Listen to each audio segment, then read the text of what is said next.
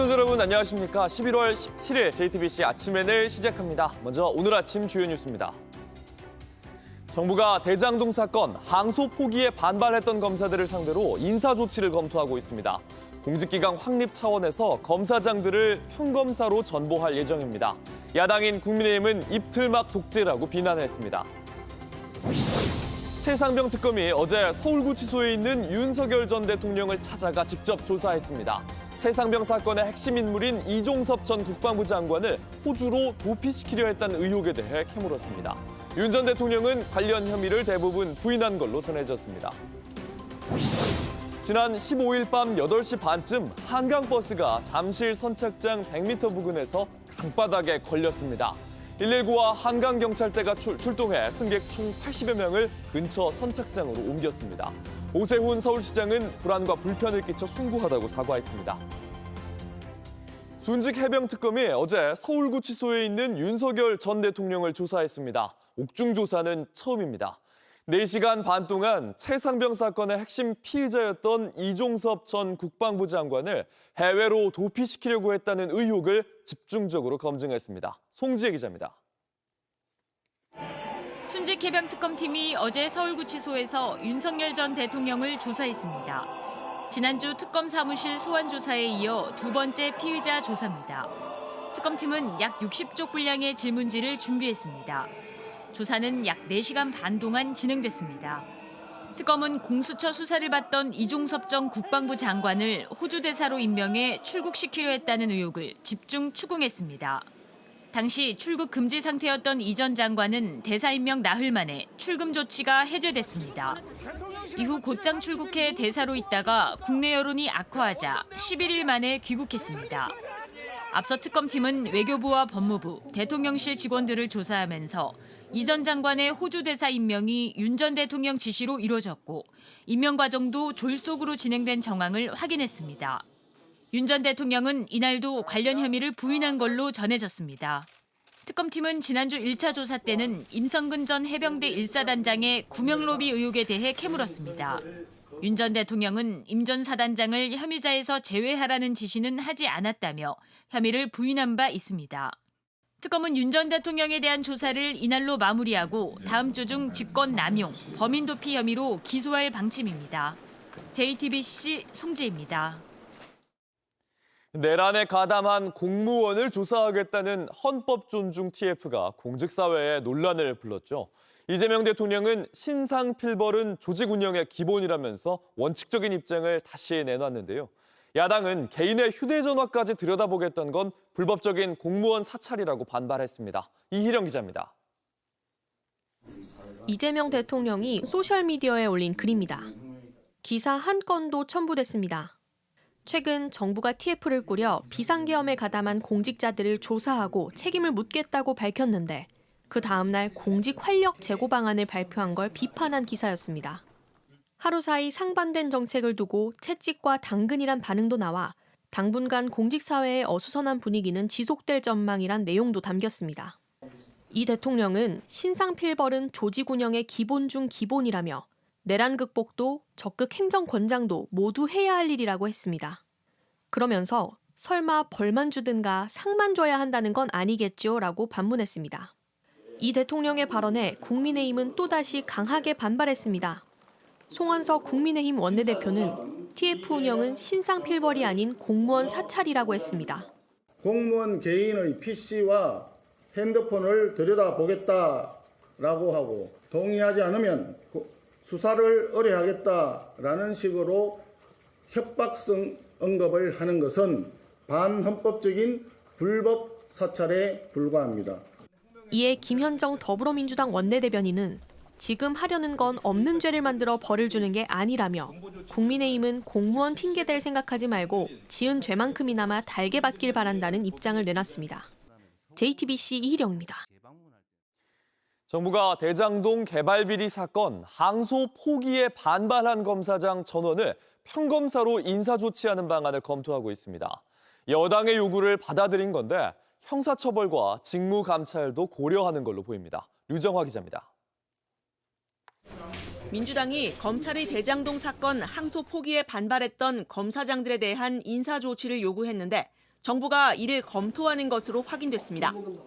대통령실 관계자는 집단 행동에 나섰던 검사장 전원을 평검사로 인사 전보하는 방안을 검토 중인 것으로 안다고 했습니다. 앞서 전국지검장 18명은 검찰총장 직무대행을 향해 항소 포기 경위와 법리적 근거 설명을 요청한다고 검찰 내부망에 글을 올린 바 있습니다. 인사조치 외에 형사처벌과 직무감찰도 고려 중인 것으로 알려집니다. 형사처벌의 경우 공무원의 집단 행동을 금지한 국가공무원법과 대장동 수사팀의 공무상 비밀누설 위반 등을 근거로 하고 있습니다. 민주당은 대장동 사건과 관련해 검찰이 조작 기소를 했다는 주장도 이어갔습니다. 검찰이 대장동 개발업자인 정영학 씨의 녹취록 일부 단어를 왜곡해 조작된 프레임을 만들었다며 해당 검사들에 대한 감찰과 수사가 필요하다는 겁니다. 이러한 조작들은 실수로 하기에는 지나치게 교묘하고 우연이라 보기에는 하나같이 오로지 단 한 사람만을 겨냥하고 있습니다. 그 목적은 단 하나, 오직 이재명 죽이기, 윤 어게인을 위한 것. 국민의힘은 해명을 요구한 검사를 징계하는 건 입틀막 독재라고 했습니다. 명령이 없었는데 어떻게 명령에 불복하는 항명이 있을 수 있는지 아버지를 아버지라 부르지 못하고 호부, 호형, 언어 조작, 입틀막 독재입니다. 국정조사 대상과 주체를 놓고도 여야의 입장은 엇갈렸습니다.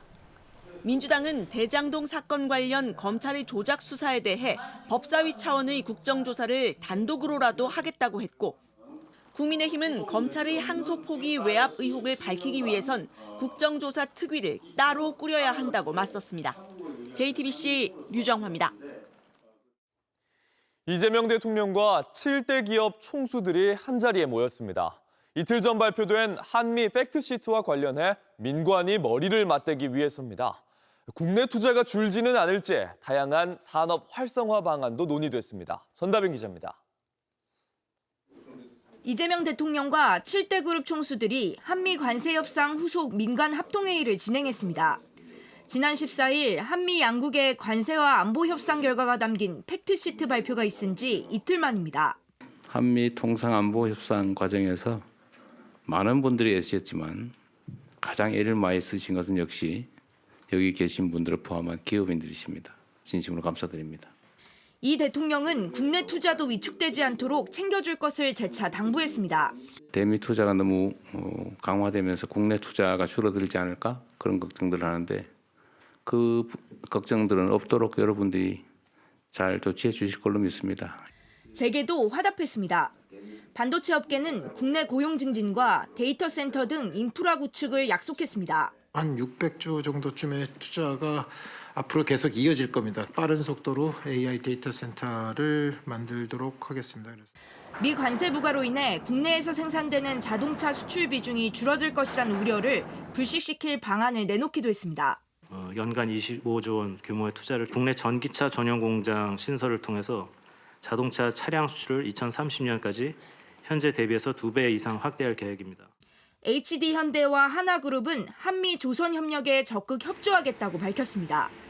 LG 셀트리온은 제조업 의약업을 중심으로 AI 생태계 조성에 이바지하겠다는 포부를 내놨습니다.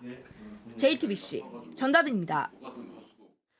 법원이 조태용 전 국정원장이 낸 구속 적부심을 기각했습니다. 조 전 원장은 계엄 당시에 정치인 체포 관련 보고를 받고도 국회에 알리지 않은 혐의를 받고 있습니다. 법원은 증거인멸의 우려가 없다는 조 전 원장 측의 청구를 기각하고 특검의 손을 들어줬습니다. 윤정주 기자입니다. 조태용 전 국정원장은 12.3 계엄 당시 직무유기와 국정원법상 정치중립 위반 혐의로 지난 10일 구속됐습니다. 홍장원 전 차장이 윤 전 대통령 여인연정 사령과 통화 내용 알렸는데 보고하지 않은 이유 있으신가요? 수감 이후 법원에 구속이 적법한지 다시 판단해달라며 구속적부심을 청구했습니다. 법원은 오늘 새벽 사건 청구 이유가 없다며 구속적부심 청구를 기각했습니다. 내란 특검의 구속영장이 적법하고 조 전 원장에 대한 구속수사가 필요하다는 뜻으로 풀이됩니다. 조 전 원장 측은 심사에서 이미 압수수색과 관련자 조사로 증거가 확보돼 구속 사유인 증거인멸 우려가 없다는 주장을 폈습니다. 반면 특검은 135쪽 분량 의견서를 준비해 조 전 원장 구속 적법성을 강조했습니다. 조 전 원장은 12.3 계엄 당시 홍장원 국정원 1차장으로부터 정치인 체포 지시 관련 보고를 받고도 국회에 알리지 않아 직무를 유기한 혐의를 받고 있습니다. 또 계엄 당시 홍 전 차장 동선이 담긴 CCTV를 국민의힘에 제공해 정치 관여 금지 의무를 위반한 혐의도 있습니다. JTBC 윤정주입니다. 온라인에서 화제가 된 뉴스, 화제가 될 뉴스를 골라 전해드립니다. 아침엔 소셜픽입니다. 다카이치 사나의 일본 총리의 대만 발언으로 중국이 강하게 반발하고 있습니다. 중국의 대형 항공사들은 일본으로 가는 항공권을 무료로 취소해주겠다고 나섰습니다. 에어 차이나, 중국 남방항공 등 6개의 중국 대형 항공사가 올해 일본행 비행편을 무료로 취소 또는 변경해주겠다고 공지했습니다. 지난 14일 중국 외교부가 일본 여행 자제를 촉구하는 조치에 대응을 한 겁니다. 여행뿐만이 아닙니다. 중국 교육부도 일본 유학 계획을 신중하게 결정하라고 공지했습니다. 지난 7일 다카이치 사나의 일본 총리가 중국이 대만을 침공할 경우 자위대를 동원할 수 있다고 발언한 이후 갈등은 점점 커지고 있습니다. 일본 내에서도 총리의 발언을 비판하는 목소리가 나왔는데요. 台湾という地域を挙げて有事の具体例を想定して発言するこのこと自体が軍事的危機を煽ることになります。台湾有事についての発言そのものを撤回すべきではないでしょうか。の私の答弁は政府の従来の立場を変えるものではございませんので撤回の必要はないと考えております。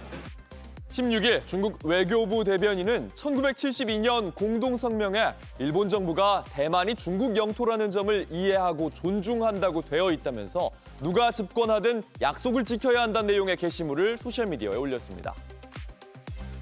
얼마 전 도둑이 침입해 보석을 도난당했던 프랑스 루브르 박물관의 보안이 또 뚫렸습니다.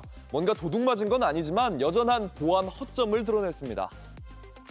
Vandaag ons eigen schilderij in het vuur houden. We hebben een kadermat die met Lego-blokjes kan vastmaken. We nemen het schilderij en een rolletje mee naar binnen. Het kader moet in stukjes naar binnen. 지난 14일 벨기에 출신 틱토커가 올린 영상입니다. 이들은 모나리자가 걸려있는 곳에 자신들의 그림을 걸기 위해 시도를 했는데요.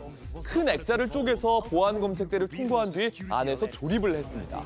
모나리자 주변에선 보안이 삼엄해 시도하지 못했지만 근처에 자신들의 그림을 거는데 성공합니다. 이들은 과거 이 벨기에의 겐트 미술관에서도 자신들을 그린 그림을 이렇게 몰래 거는 장난을 벌였는데요. 프랑스의 르피가로 등은 루브르의 보안을 따돌렸다면서 이 사건을 보도했습니다. 1,500억 원 상당의 보석을 도난당한 루브르. 전체 전시실의 61%가 CCTV의 사각지대로 드러나면서 보안에 대한 우려는 여전히 큰 상황입니다.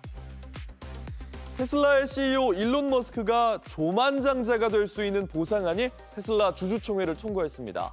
팝스타 빌리 아일리시가 일론 머스크를 비롯한 부자들의 행동을 꼬집었습니다. 세계 최초 조만장자 일론 머스크가 할 수 있는 일, 마이 보이스, 마이 초이스라는 활동가들이 올린 게시물입니다. 매년 400억 달러로 세계의 기아를 끝낼 수가 있고 1억 4천만 명의 신생아 질병을 예방할 수 있으며 500억 달러로는 가자 지구를 재건할 수도 있다고 설명합니다. 기부 대신 머스크가 행동한 거라면서 나치 경례로 논란이 된 장면도 덧붙였습니다. 그래미 본상 최연소 사관왕 이런 기록을 가진 빌리 아일리시의 이 게시물의 일부를 공유한 뒤에 한심한 겁쟁이라고 머스크를 비난했습니다. 최근 빌리 아일리시는 한 시상식에서 자신의 월드 투어 수익금 1,150만 달러를 기부하겠다고 밝혔는데요.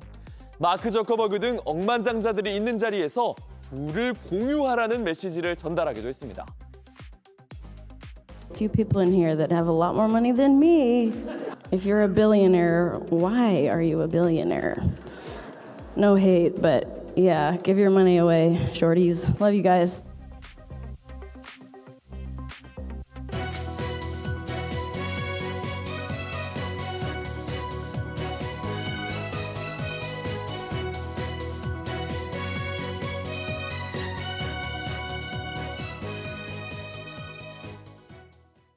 지난 토요일에 서울 한강버스가 한밤에 강바닥에 걸려 멈췄었습니다. 승객 82명이 다행히 구조됐는데 이 사고 7시간 전에도 비슷한 사고가 있었습니다. 탑승했던 승객들은 무슨 일인지 안내하는 설명도 듣지 못했다고 합니다. 오세훈 서울시장은 사과했습니다. 양정진 기자입니다. 깜깜한 밤, 강 한가운데 서울 한강버스가 멈춰서 있습니다.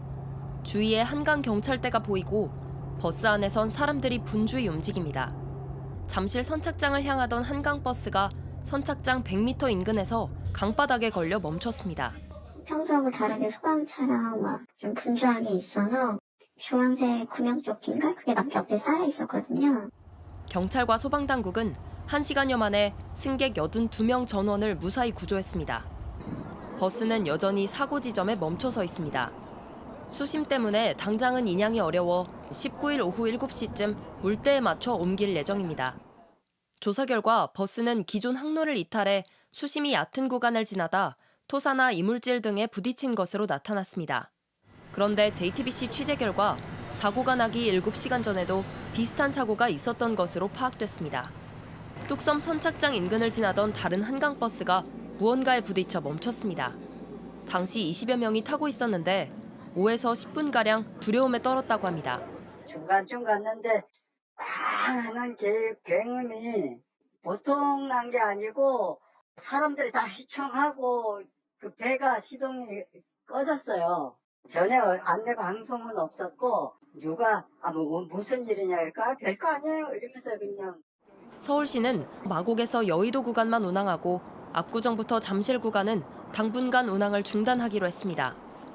오세훈 서울시장은 불안과 불편을 끼쳐 송구하다며 원인을 철저히 파악해 부족한 부분을 신속히 보완하겠다고 사과했습니다. JTBC 양정진입니다. 겨우 셧다운이 끝났나 했더니 미국 정치권의 앱스타인 스캔들 파장이 커지고 있습니다. 앱스타인이 주고받은 이메일 절반에서 트럼프 대통령의 이름이 나오면서입니다. 트럼프의 핵심 지지층인 마가도 분열하는 모습입니다. 워싱턴 강태화 특파원입니다. 월스트리트 저널이 미성년자 성착취범 제프리 앱스타인이 지인들과 주고받은 메일을 분석한 결과 절반가량에서 트럼프 대통령의 이름이 나왔습니다. 언급 빈도는 처음 당선됐던 2016년을 전후로 부쩍 늘어납니다. 트럼프 대통령은 관련성을 부인하고 있습니다. This is a hoax put out by the Democrat, and a couple of few Republicans have gone along with it because they're weak and ineffective. But this is a Democrat hoax to get away from the fact that they just lost the shutdown. 트럼프 대통령은 대선 때만 해도 구치소에서 숨진 앱스타인에 대한 수사 문건을 공개하겠다고 했지만 당선되자 약속을 번복했습니다. 그러자 민주당이 지난 12일 앱스타인의 메일 3천여 건을 공개하며 논란이 재점화됐습니다. 여기엔 마가 핵심으로 불리던 공화당 마조리 테일러 그린 하원 의원도 포함됐습니다. I will not apologize for that. I believe the country deserves transparency in these files, and I don't believe that rich, powerful people should be protected if they have done anything wrong. 트럼프 대통령은 그린 의원을 반역자로 부르며 지지를 철회했고 시선을 돌리기 위해 빌 클린턴 전 대통령과 앱스타인의 관계를 조사하라는 지시도 내렸습니다. 그러나 앱스타인 사건이 마가의 분열을 초래해 내년 중간 선거에 영향을 줄 거란 관측이 나옵니다.